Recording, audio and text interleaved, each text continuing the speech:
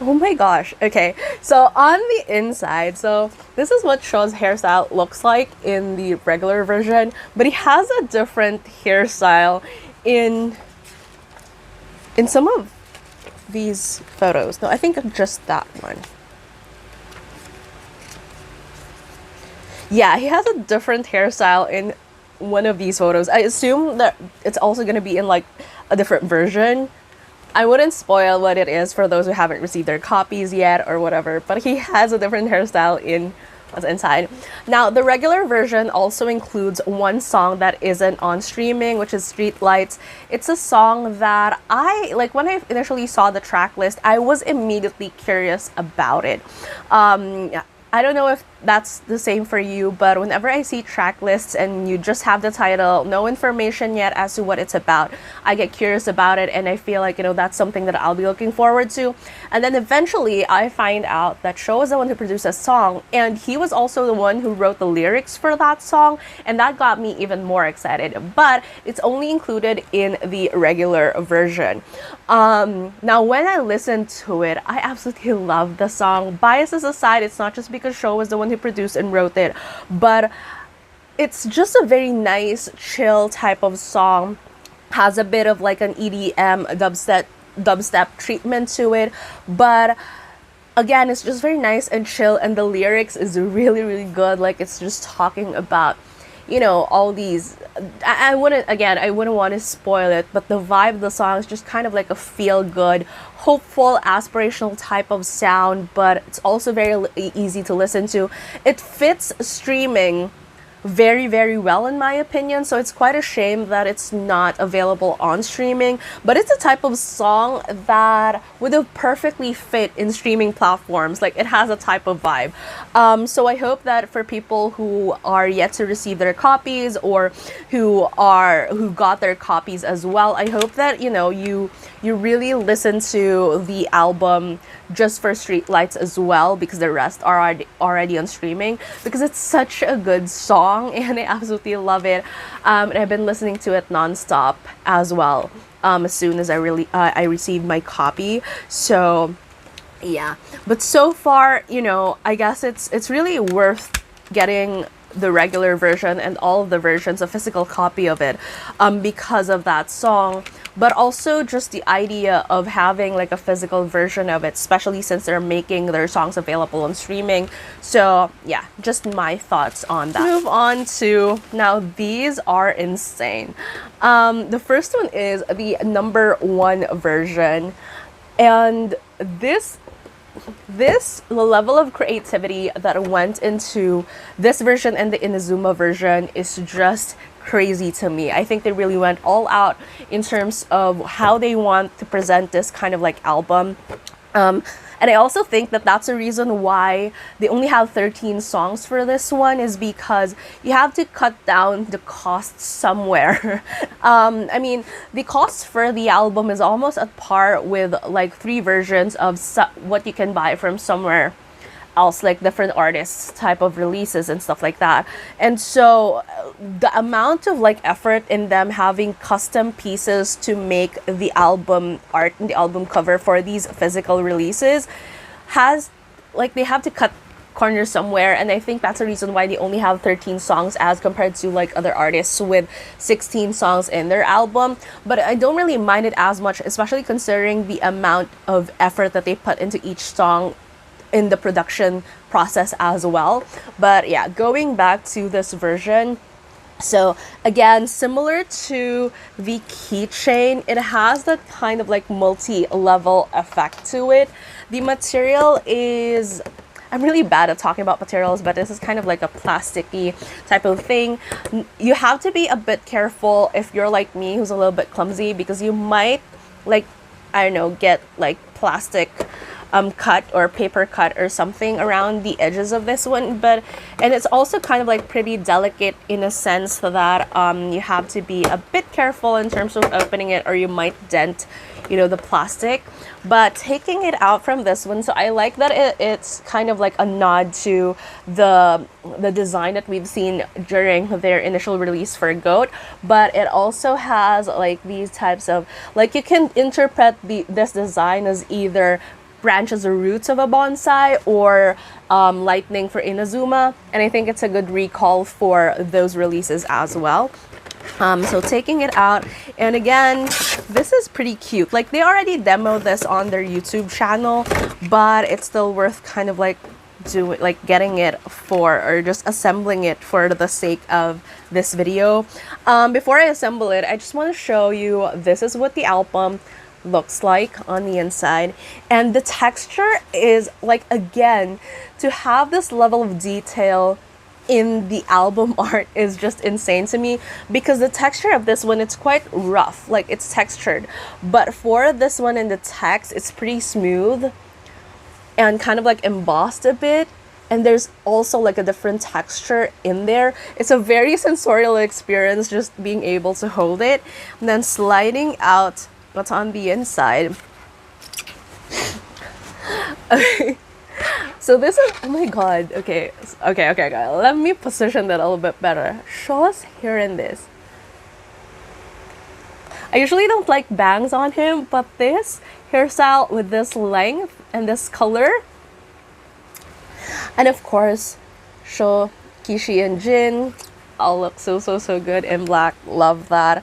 Now this version includes a Blu-ray of the Blur cover Bon and Inazuma behind the scenes, and it includes 13 tracks as compared to the regular version with the 14 tracks. This version doesn't have Streetlights on it, so yeah.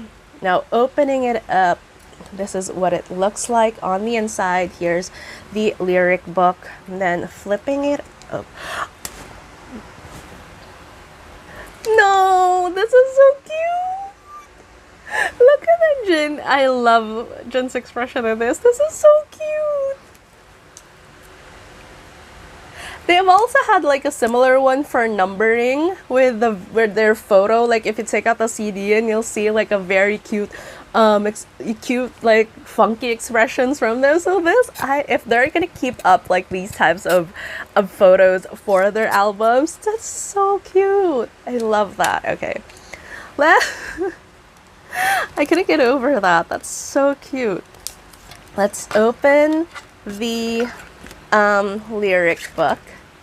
Okay, so more photos in this one definitely compared to the regular version. I just saw like the lyrics for Ice, and again, this song is one of my favorites, but when I heard the lyrics more carefully, it was like very premature, very like out there. There's a nice photo spread here, but again, it wouldn't spoil it. Oh my god, this is so pretty. They have a photo of Sho here that's so, oh my gosh. Okay, Jin's photo looks so good as well, and obviously Kishi.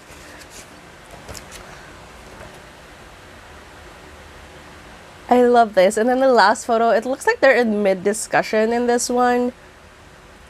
So pretty. Okay, I love that. I love this. I love what's on the inside. And I'm gonna show you now how it looks like when it's assembled. So I'm just gonna slip back the CD in there. And then they have this, which is a reference to, you know, to their debut date, January 1, 2024. I like that they added the dash here, and then there's no end to it. I'm not sure, like, you know, if it just means that, you know, this is their debut date and this is the start of everything. But it also, to me, it also kind of like means that there's seemingly like no end to this. Like, this is just the beginning for them, and they're just gonna keep going and going and going. The material for like the top and bottom part is similar to the outer packaging. It's plastic, but it looks like a pillar that is a very good reference to the pillars that they had for Goat. So this is what it looks like assembled. And again, they really did a good job in terms of creating an experience for this, that either you can display it or just a mere idea of assembling it and just appreciating it for what it is so good. And again, I really love the level of creativity that went into this album design. Moving on to the last version of this 3-piece album, let's talk about the Inazuma version. Now, this one, when I saw this on the website, is very similar to the Keychain. Like, I didn't appreciate this at all. And again, I think the reason for that is because you know how it is with images, especially when it's not kind of like the physical version yet and it's kind of like just a mock-up on the website. It looks very flat. I didn't really appreciate it as much. I even thought of like not getting this version at all, but I figured, you know what, I want to like get their first album in all 3 versions, and so that's the reason why I got it. And then I saw their YouTube live actually demoing like the design of this album, and that's when it occurred to me that it's a lot better as like an actual piece. So again, don't judge an album by the website display, I guess. But yeah, so this is what it looks like. It's meant to, like, the design is meant to be, you know, like an old school TV. And I really like this because I grew up, you know, with this kind of TV with like the plugs at the back, and you kind of like have to match the cord in this one or else it wouldn't work and all those stuff. So I really like it. It really shows how much of like a 90s kid Sho, Kishi, and Jin are. And as a fellow 90s kid, I really appreciate this. I grew up playing video games and consoles as well. And so the design of this really resonates so much with me. And I think even for older generations who are very much used to this kind of like retro console type of vibe. This one, which is a carton with number I on it, and then these 2 at the sides, which is the detachable quote-unquote kind of like consoles. I like the detail at the back as well. Like, again, it reminds us so much of like the plugs that you use in order to connect your video game to the TV. And then here's the actual CD that you kind of like prop on top of it. Prop on top of it, and it looks like a video game. It has like the details, like the start and reset button right here, a notch here. So again, I really like the level of detail that went into this. And again, it's just carton, you know, but the mere idea of it, that it's something that you can definitely just display, and it's super creative the way that they present it is, because it connects back to the music video, is just so cute. There is a message at the back. And this one I already saw, but I don't want to spoil it for everybody who still haven't gotten their kind of like copies. But it's a really nice and sweet message, a real good callback to, you know, everyone who's gonna receive this. So yeah, and I like how, you know, this is now in the video, like their YouTube live, I think, or was it in the video where they talked about how to enjoy this album. I remember someone, I think it was Sho, kind of like blowing at the bottom of it and before inserting it here, and that's such like that's super memorable, because for everyone who's played video games around that time, like you really have to sometimes blow on to remove like the dust at the bottom of like the we call it bala here in the Philippines, but like the actual games themselves, so that it connects better or it can be read better by the console. So yeah, and I absolutely love just the amount of creativity that really went into this album. Like even at the back, there's even like designs of like screws over there. So cool. And you pull it out, and then this is what the CD looks like on the inside.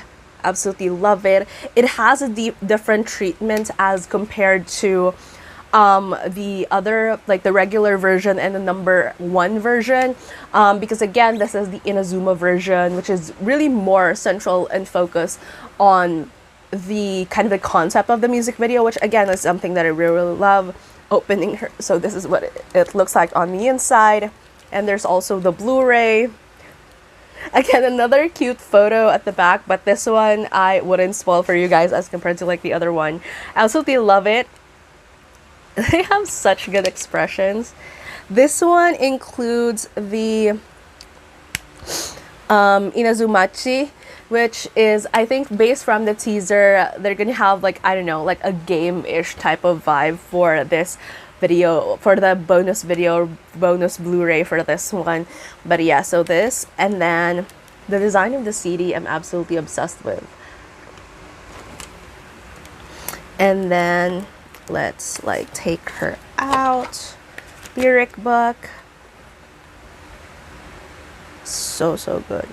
Again, this doesn't include Streetlights on it. Only has 13 tracks rather.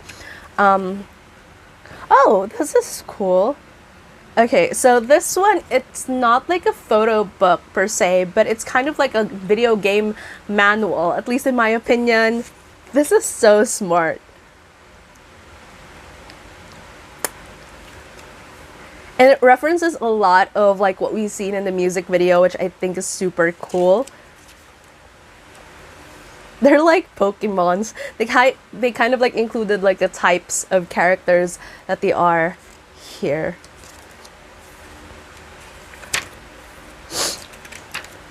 So cool. Yeah, it looks like a video. It kind of looks more like a video game manual as compared to like a typical lyric book, photo book type of thing, or mini photo book type of thing that is present in like your typical album versions.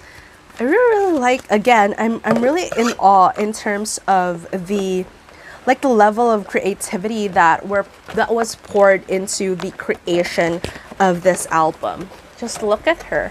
This is her in full glory, something that you can display. You can have, you know, the TV at the back like here, so this is it as a pair. And again, it's just such a unique experience being able to like just set it up and enjoy it like this. That's it for the versions of the album. I'm gonna talk about the songs real quick because I've been obsessed with the songs so much, so I'm just gonna like put it out. So first thoughts, obviously, I love Inazuma. I love Inazuma Hyperband version. If you want to hear about more of my impressions of that song, I've already talked about it in a couple of videos when I talked about the performances, music videos, all those types of things. So go check those out.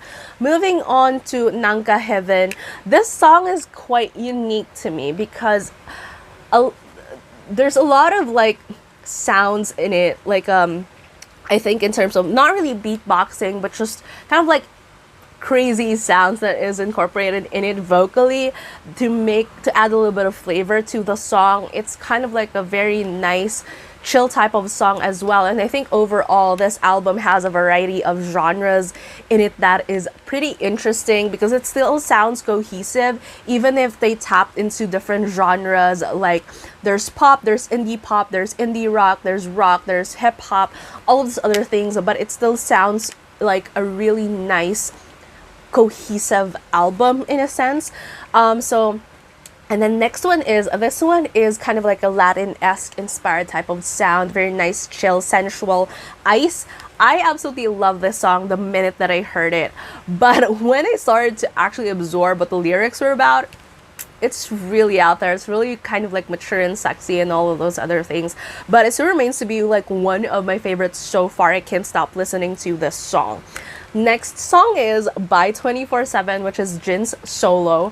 When I first heard it, I immediately was obsessed with it. I love that Jin went with a ballad for his solo. It really emphasizes his vocals a lot, and it kind of just fits his entire vibe as well, like very similar to other songs that he's done in the past where, again, ballads, it just kind of like fits his entire mood and aura as a person, having that kind of like vibe. And again, it really emphasized a lot of his strong vocals. The lyricism is good. I'm really thankful to Keychain for collaborating with Jin on this one and creating this song, because this is one of my absolute favorites in this album. I just, again, similar to Ice, I just can't stop listening to this song, and I think that it really is a good first solo song for Jin. Moving on to that, and then it transitions to Jelly, which is produced by Jin as well. This is such a nice, just kind of like, it's not really a preppy song, but it's kind of like that song where it has a nice chill vibe that you listen to it. And I don't know, but again, I also really love this one.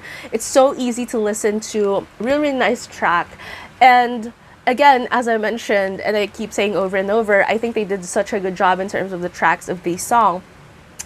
And then moving on to Toumei Ni Naritai, which is a Sho's solo that is produced by Von Yi. Now, I love Von Yi's music. So I kind of like know what to expect in terms of the vibe of the song. Mondi has a lot of like very nice dreamlike type of music, also kind of like hard to fit it into just one genre, but he's always had this cinematic sound to him that immediately, as soon as you hear the music, it puts you in this kind of like scenario that is so easy to imagine. And that's how Toumei Ni Naritai was like for me. Matched with Show's vocals, I was really happy with this one as Show's first solo song, because this is not like a genre that I've ever heard him sing before. I've heard him sing a lot of like ballads, a lot of like pop-ish, preppy type of sounds. I've heard him, with hip-hop and rock and all these other things.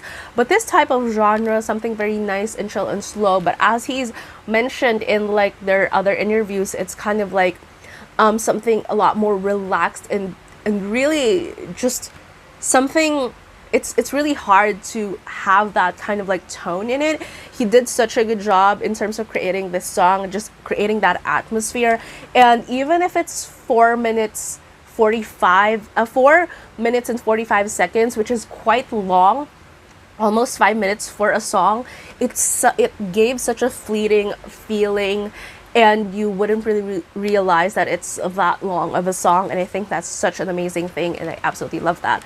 It's followed by Numbers, which is a song that Shaw produced, and he said that in their Spotify interview that he realized that after Coachella, they didn't really properly introduce themselves, and that's the reason why he created Numbers as kind of like an introductory song for each of the members. It's one song, but it's 3 different sections where it's kind of like 3 solos in one song, where each of them kind of like highlight who they are as artists and kind of like fit into the kind of style that they do individually and vocally.